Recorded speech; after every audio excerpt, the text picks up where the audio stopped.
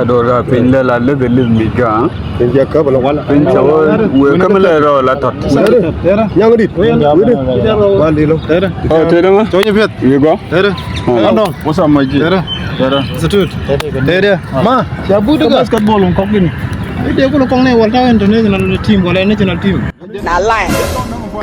tega national team dum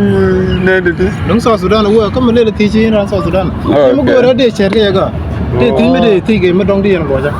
okay ti wa ti ge ala iPhone me iPhone 16 Pro Max ala ran wi long yo ba ka ma ta ba ka ne acha okay ala wo si ga la man wi di ala mor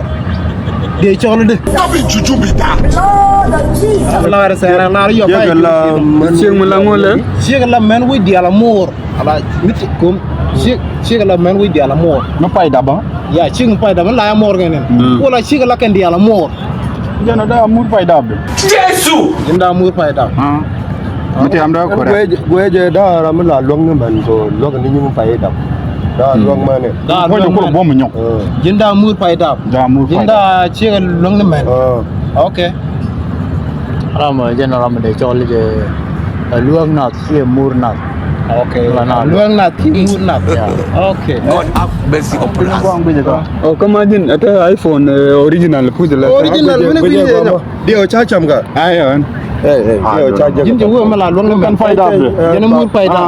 ko kan pai da ko mur la lo ke du jini mu chunu ko logo yo mu wan sa wo je kan ko pe ne po ba wan na je yo ke du jini mu ye da shi ga la man wi di ala mor wala chol de